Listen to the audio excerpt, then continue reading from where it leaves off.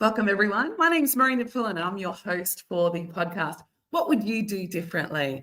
A podcast that allows experienced business leaders with 10 or plus years of experience in the workforce to share a story or a moment from their career, which, when given the opportunity, they look back on and go, yeah, I probably would have done that differently. Joining me today is the award-winning journalist who will be scrutinising my every move, and I'm already intimidated, the amazing Kelly Nestor, who is now a media and communications expert, available for gun for hire as well. But apart from that, it's also a really cool person to have lunch and have a laugh with if you ever get a chance to. Oh, that's such a lovely thing to say. Thank you so much. Well, it's my pleasure to be here. And yes, it's so wonderful to be invited. So thanks for having me. And you're such a engaging person to have lunch with today. So, it's wonderful to be here for a chat. And what a question. I mean, seriously, if we could have a TARDIS and go forward and backwards in time, wouldn't that just be the ticket? I mean, really, being posed this question is really such a heavy one. And I must say, just with the passing of International Women's Day, I've got this overwhelming feeling, and I don't want to bring it all down, but I just... No, you can go down. I'll tell you. A few people have said the same thing. I just want to put it out there that any woman that thinks she can have it all in, 2024 and beyond is kidding themselves, because it just does not exist. And younger women today who think that they can, it's a lie. It's a fallacy. It does not exist. So, look, I think that if I could, there's certain times in your career that, and you could say this too, Marina, that you see the sliding moment where you could either go at the fork in the road, whether you can go down that way or that way. And really, I'm 55, and I think I've had 3 pivotal moments in my career where the fork in the road came. And as I say in my industry, I'm from I suppose, the TV showbiz land. You either want and know in your heart of hearts that you're going to be off Broadway or on Broadway. Now, what does success look like for you? That's the question. Now, living and breathing off Broadway, is that enough for you? And being in that world, knowing fully well you're never going to be on Broadway, will that be enough for you to be that person? Because when you're off Broadway, there's not so much pressure, there's not as much money, but you could potentially have most of the things that you want. And that may include family, a husband, a partner, a purple people eater, whatever it is. A dog, whatever it is that fills your bucket, okay? But that's possible in the land of off-Broadway.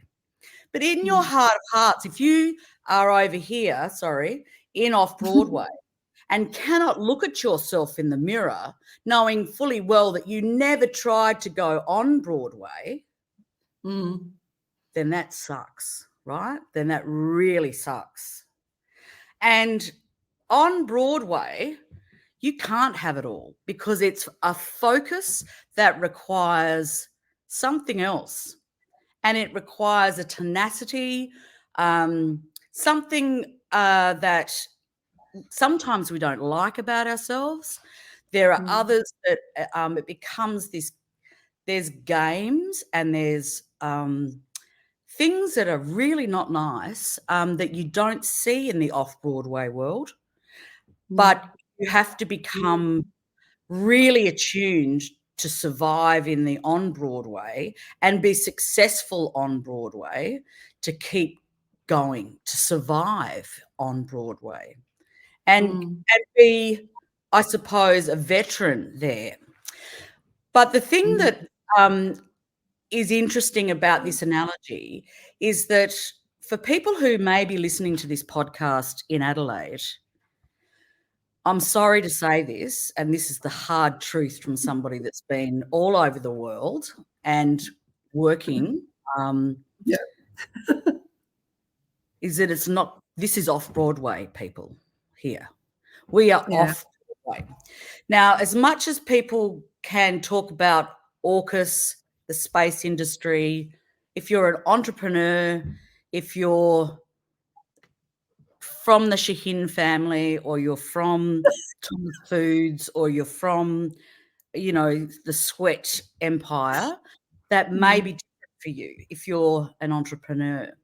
But if you've got the desire that you want to be somebody that is on Broadway, get the next train, plane, automobile, and go over the border, because it's not happening here.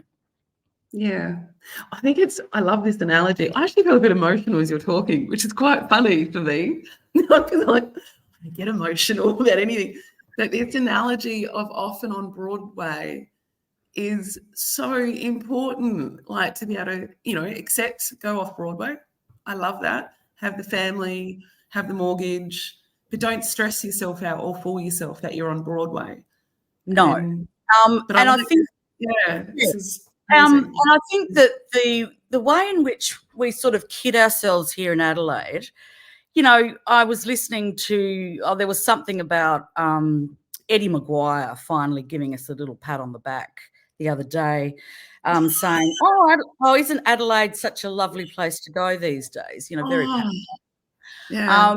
After all these years of putting Adelaide down. Well, Adelaide's, for people that live in the East Coast, like the Eddie Maguires, Adelaide's lovely to go for a holiday destination, to go to the Barossa Valley, to go to the Clare Valley, to go somewhere. It's like going to Kangaroo Island to visit something, and then you leave.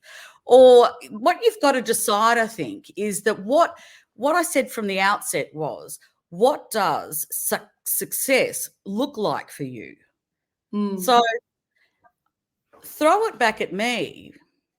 With the fork in the road, the fork in the road.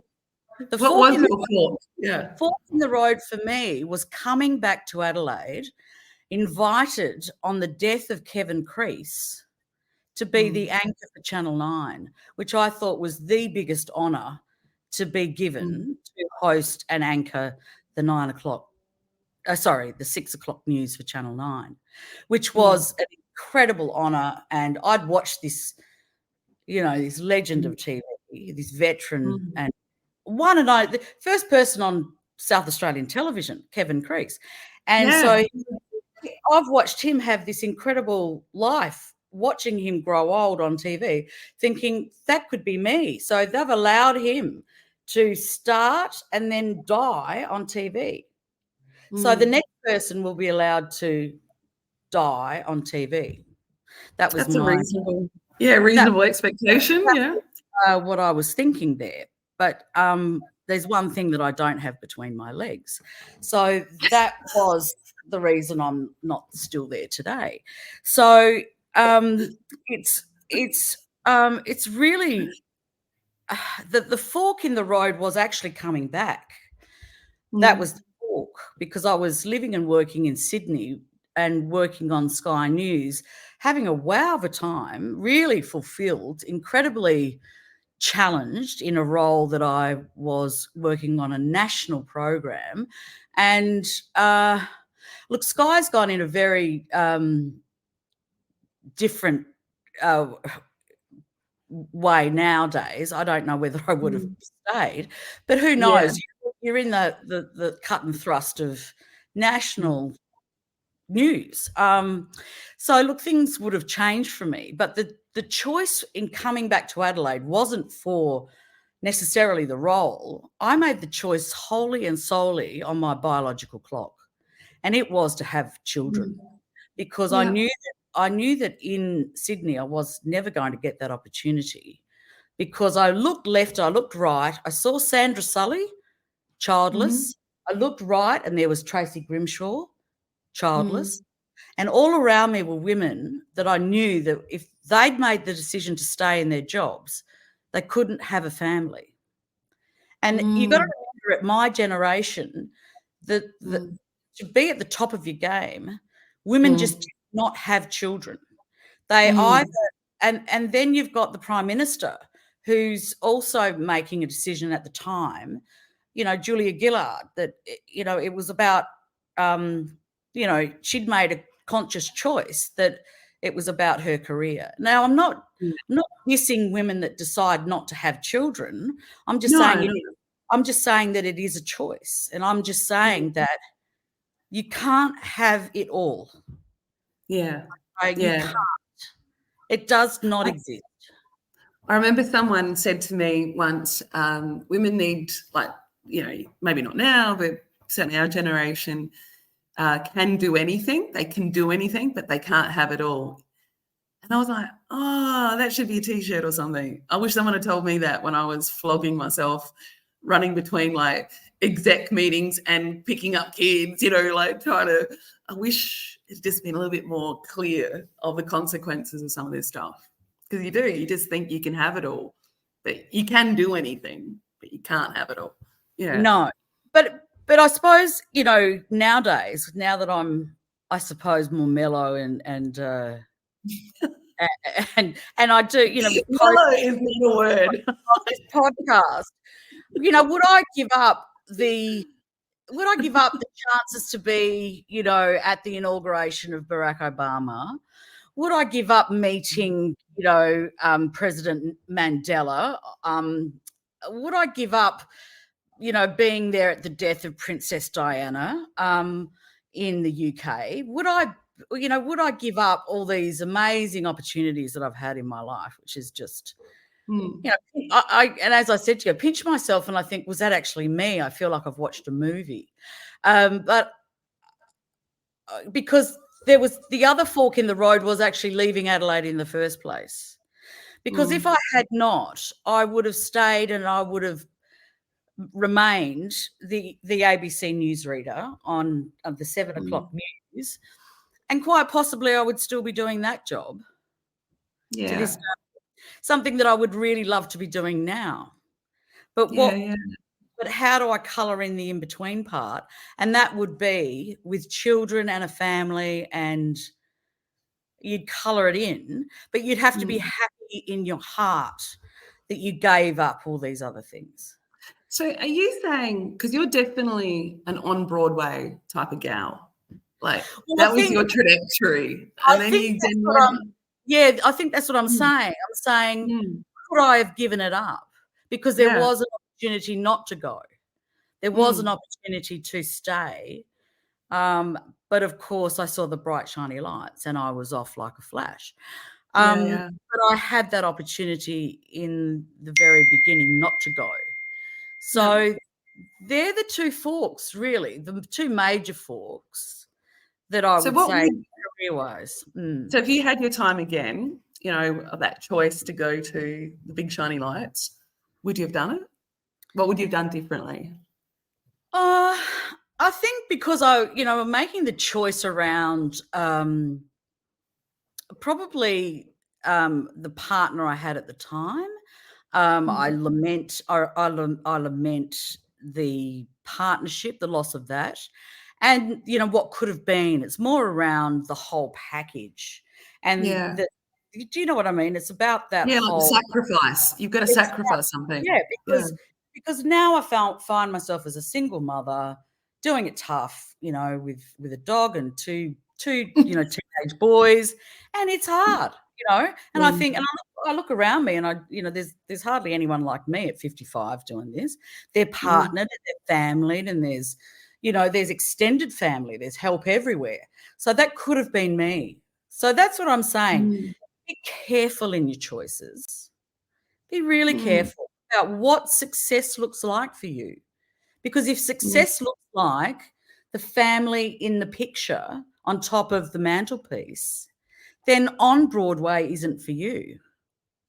So be mm, really careful when that mm. call comes on hey, do you want to come and be the star in the show?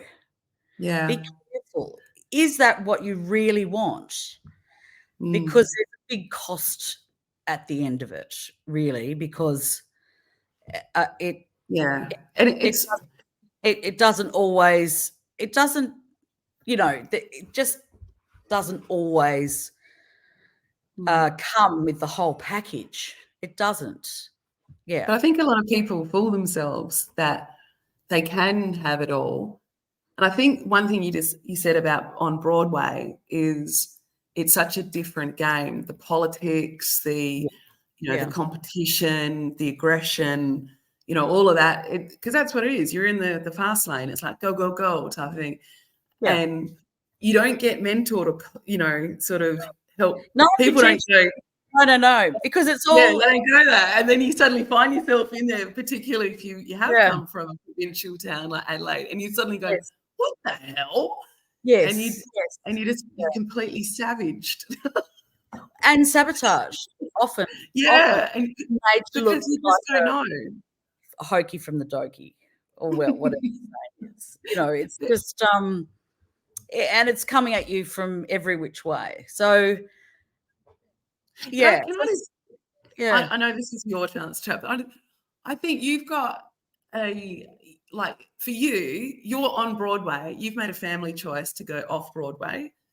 A part of that friction is trying to take this bigness, this dream, this everything, and then, finding a comfortable space that makes you feel okay without that, that pull. Because I think that pull is almost soulful. It's almost like you to be that big amazingness and all that, that world, which is just so natural for you. It's natural. Yeah. And look, a lot of people say to me, and look, I'll be honest with you, it was just yesterday, and this happens to me all the time. People ask me to go and work interstate full time. They want me back in either a Melbourne or a Sydney because that's where I belong. They tell me. And it'll be for doing a national program of some sort. And look, those offers have come regularly. But I'm in a divorce situation in a very aggressively, it's not a pleasant place. It's Sorry, a tough process. Yeah. Struggling to find the words. So, I cannot take my children out of the state. So I'm landlocked. I feel, and I suppose I'm particularly aggrieved because I'm limited here. I don't have opportunity, and I struggle. I'm in a box, and I can't get out because of the limited opportunity here. But I'm also I'm chained to children. So I'm serious. I'm chained. I know. I cannot move. And while they're little, like I've still got, they're still tweens. I'm not going anywhere, am I? I'm not going anywhere. I'm so glad you're talking about this because I myself made a decision to stay in Adelaide as the children grew and all of that. And I have felt horrendously guilty because I get it the same, different to you. But when they go, "Are you from Adelaide?" And I go, "Yeah, I made a choice. I made a choice for my family." But I think it's like BDE. And it's hard when you've got BDE and you're going, I'm just hanging out until the day I can do something else. But then life and time kicks on. And you suddenly, I'm not sure about you, I've had moments where I've gone, I'm so glad I didn't go on Broadway on some stuff. I got to see I got to take my son to school and I got to do all these other cool stuff. Yeah. Oh, look, I pinch myself when I get to be in those moments. And you're at the school play, or you're making the sandwiches in the canteen, or you're like, and you just think, wow, this is actually, remember that choice that you wanted these little things so badly that you did everything to go over that blue mountain and back to the Adelaide Plains for some sperm. Yeah. But it's as plain as that. I did it twice. Yeah. I love this. I really love this little chat. We're going to run out of time, but this is probably one of the bravest ones that I've heard. Where you actually just saying it as it is, but you've picked up on that theme on and off Broadway. I love that, but also the often unfulfilled feeling that we get in our careers when we make choices with our family. Not everyone wants to stay home all the time. Lots of us are very ambitious, and I think we came from an era where ambition wasn't necessarily supported in women. It was seen as it's a bit of an ugly attribute, my friend. We can do this often and much. So let's do this again. You can interview me and show me how it's done. All right. Let's have chapter 2, 3, 4, and 5, and 6. Great. On that note, I just want to say a big thank you to the amazing, brave, honest Kelly BDE Nestor. I look forward to seeing you again. And thank you for sharing what you would do differently on and off Broadway. Bye.